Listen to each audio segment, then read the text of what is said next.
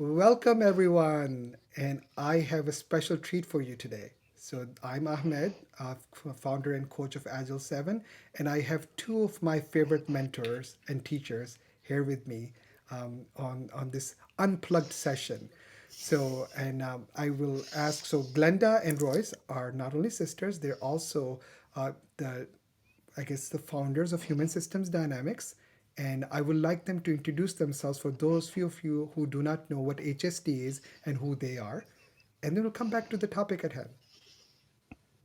Thank you, Ahmed. First, I want to say thank you for this introduction and invitation. So I'm Glenda Eoyang. I'm the Executive Director of the Human Systems Dynamics Institute, and I've been working at the intersection of complexity and human systems since the late 1980s. So I am deep in theory and obsessed with practice. And I love to work with my sister Royce. Oh, thank you. And Ahmed, thank you for having us here today. I'm looking forward to the conversation. And I've worked with Glenda here in the HSD Institute since we launched in 2003. But prior to that, I was a school administrator, a school district administrator, and before that, a counselor, and before that, a teacher. And I have so many times wished I knew then what I know now, and because I can't tell you the number of hours we spent sitting around a conference table trying to solve wicked issues. And I wish then I had known you can't solve a wicked issue, you can only take your next step. And so, having worked with Glenda, who found the field, and having the opportunity to learn from her, and continue to contribute, has been an amazing ride. And I'm looking forward to the conversation today. Yes, So wonderful. And thanks. yes, absolutely. And you have no idea. I will call you my mentors, I call you my teachers, I call you my friends because my experience with my human systems dynamics has been life changing. So I'm in the agile coaching change management space, but HSD has been that food or that nutrition that I was lacking, and it has energized me in ways that you probably can't even imagine. But I am so grateful for you to be here.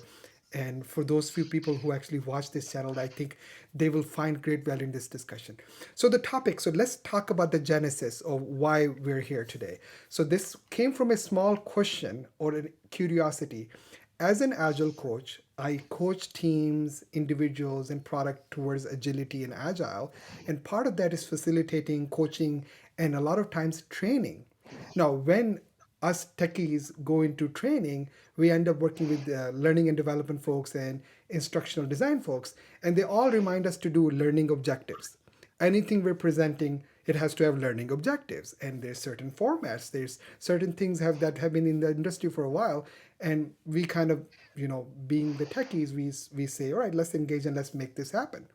Now, curiously, when I started interacting with HSD, I couldn't find any learning objectives. And I stayed on that for many, many years.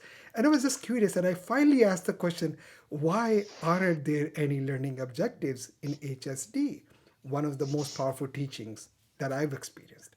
So in that idea of HSD or learning objectives in HSD, I want to ask you about your journey and what is it, what does learning objectives mean to an HSD, and see what we can offer to our listeners and watchers.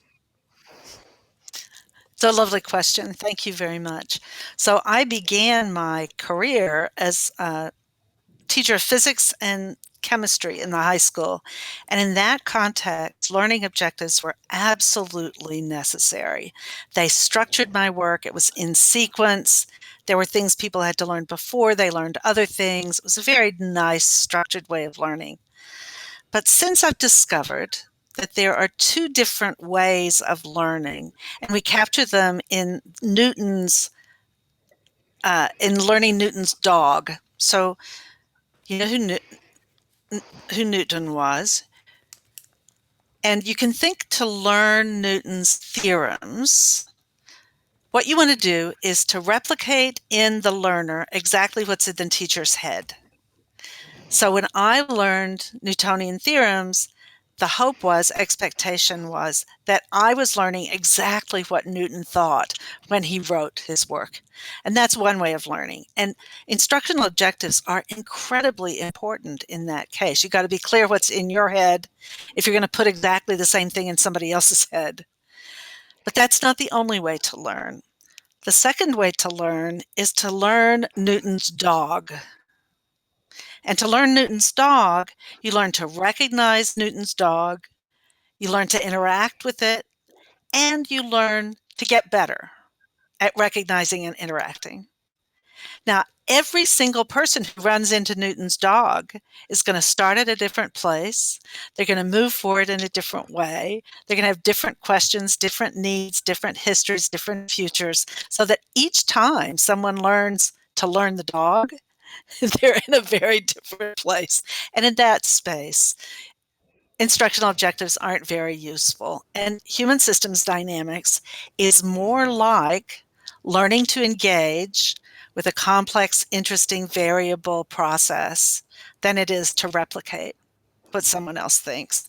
And so instructional objectives have their place, but when you use them, what you're assuming is that you're passing on exactly what you want someone else to see. You want someone to end up being a replica of you as opposed to a better informed version of themselves. So, Absolutely. Royce, what would you add about what you've seen in the classroom? Uh, One of the things that uh, struck me with Ahmed's question is in my teaching career, I worked in special education. And we had very clear set objectives for this is what this child, the progress this child will make in the next year in all kinds of areas. And yet I would watch other teachers and my experience in the classroom and working with families and children with disabilities was very different from that because each child was different. Each challenge was different. Each day was different. Each experience was different. And so it wasn't like we could follow a smooth arc for those objectives. It was being able to respond in the moment, having in my head the kinds of things that the patterns that I wanted this child or this child or this child to show me, and watching for that, inquiring into that, drawing that out of them, moving toward this external idea of where they were. But so much of what we did, you couldn't measure by an objective. So much of what you did was in the moment. The other thing is that so much of learning HSD is learning to learn. And it's about the building the capacity to adapt in the moment. Adaptive capacity is what we call that. And being able to say, what are the patterns I'm seeing in this learner? They're being able to quote back to me the stories or the words or the language, but are they using the tools? Are they understanding why the tools work and how this tool is different from that tool and how this question is different from that question? And so you can't measure that with an objective.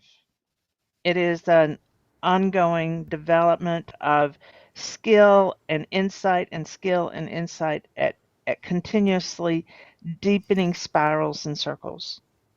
And everything you learn today teaches you in your next cycle, and then in your next cycle, and then in your next cycle.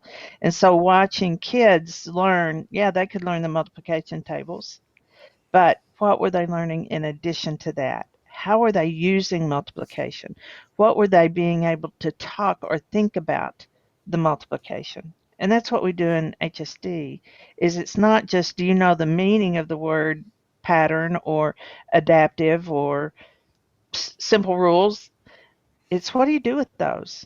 Yeah. And because every learner is different and every situation that learner encounters is different, it has to be a learning to adapt that work rather than accomplishing or mastering that one idea. So Does that what make I sense? it does, and so what I love about this whole conversation is that there's what you're offering is has more hope attached to it, right? because the older ways, even though it gives us the satisfaction of I have something in my hand, I have a bullet list in my hand against which I can be measured, versus this is trying to say, well, where are you and where do you need to go? And in a way, each time you're in a different place. You're learning and you're listening and you're speaking and listening are meeting at some point. So I want to bring this back, and by the way, I will share the article on Newton's dog as a link so that folks do see it. But so what are the Great. implications? So my question for because a lot of people I engage with are in they may say, yeah, this is for the education sector, but I think education has implication everywhere, right? So better? What is better than learning objectives? It's a great question because sometimes the reason that people ask for objectives is that they want to make sure that there's a discipline in your presentation. And it's the easiest way and most obvious way for them to see discipline. And so when you begin to teach Newton's dog, it's not that it's without discipline, it's a different discipline. And it's one that goes like this. You have a pattern of what expertise looks like or performance. And you have the pattern of the learner's current performance. And as a learning guide, you're constantly comparing them and making whatever intervention you need to do to make the student's pattern move toward the pattern that you understand as an expert. And so it's constantly an adaptive action. What is it that we're looking for and where are they now? So what is a bridge that's appropriate for them in this moment to get them to or closer to that pattern that we're looking for? And so it's a continual, and never-ending process of approaching the pattern of expertise and always moving closer. And as you do that, the pattern gets richer and more intricate and more interesting, and so you never really get to it. But our job as teachers is to help them do it. I think Agile is the same way, that there is no checklist for what is a good Agile person, good Agile practitioner. The checklist is okay, but it's not sufficient. There's instead this Right. pattern that you're wanting people to migrate toward, one learning opportunity at a time. Yeah. The I love what you said, Glenda, about where's the pattern and where they're going. I'm um in our institute where we teach people to learn to use HSD and the course that you went through, and about through the entire course we're saying the point is, what's the pattern of being an HSD professional, right? And so it is using the logic, the pattern logic that Glenda was talking about. It's about standing in inquiry, and it is about building adaptive capacity in yourself and in your clients or friends or family. And so when we begin to think about, have you completed the course? It's not a checklist of objectives, as you recall. It Yes. is saying to the learners in a really deep individual conversation, so where are you in this pattern? If these are the things we're looking for, where do you believe you are? And how would you describe that to me? And then me responding with what I've seen or what I'm not understanding, I have questions about, helping you clarify where you stand in those patterns. And it's not, the final decision is not you passed or you didn't pass. The final decision is you have that pattern and you're comfortable that it's strong enough in you that it will continue to grow, or you need some more help to get that pattern more set in your own work. And so then it's just an extension of the learning for this individual or that individual. And then the one who really feels like they have the pattern and we can observe it and we can support it and we agree that they have that pattern because of the evidence we see, then they go ahead and graduate out commence their life as an HSD professional. Yeah. And Royce, what you're saying, like, is like so resonant because both of you, I mean, 30 plus years of expert teaching experiences. And I was just talking to a common friend, Diana Larson, who's the one who actually put me to HSD. And when I told her that currently we're in cohort 59, which is like, 4.5 month long, I guess it's a journey. It's a learning unlearning journey for 4.5 months, right? So we're in cohort Mm-hmm. 59, and she was in cohort 12. She says, "Wow, we are at cohort 59. Look at how many people, and this is ever increasing HSD community." So in that, people walk away with zero, like those checklists and learning. People walk away with energized and great learning experiences. And when you are deliberately designing for their future expertise, I wonder, for the audience's benefit, what are the key things? Or how are you creating, and I'm going to use the term as I understand it, reinforcing loops? So, may I ask you about that? It really is about Yeah. inquiry. So we're saying, what are you seeing now about a wicked issue in the world, or your own state of stability and comfort with understanding, or your relationship with others? Where is the tension? What is not working in this moment? And then that becomes the focus. And then we go into options about, so what might help that tension turn into generative change and growth? And so, what isn't fitting? So, what can we do to move it forward? And then, what's the next thing you're going to do in your learning journey? And so, that process of adaptive action is what we do as teachers, it's what our students do as learners. It's what our clients do as clients. We believe it's what human beings do in their best humanness. Mm-hmm. And it's that being in constant inquiry about, how are things working? How could they be better? How can I make them better? And that is the essence of this work. And then we put in a lot of tools and models to help it happen.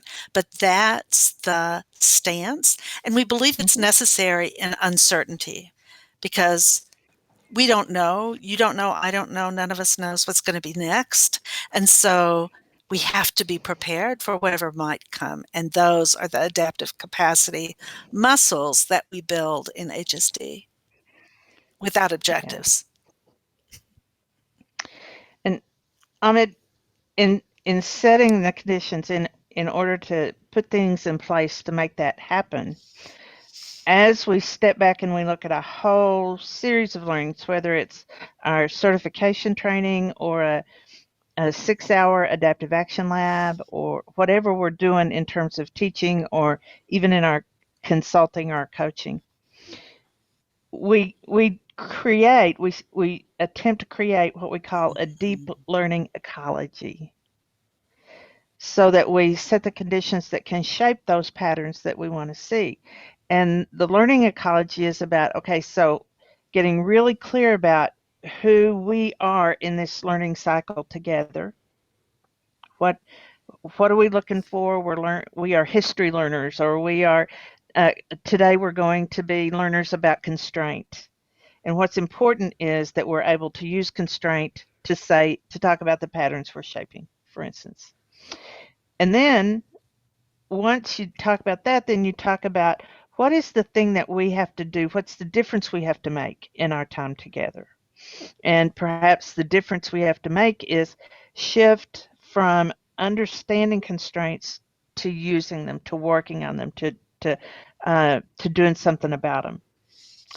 And then finally, the last is, how do we connect with each other? How do we connect together? And as Glenda said, one of the ways that we do that is inquiry, asking questions, Yes. but also talking about, what are the stories we're going to tell? What are the stories we're going to ask them to tell?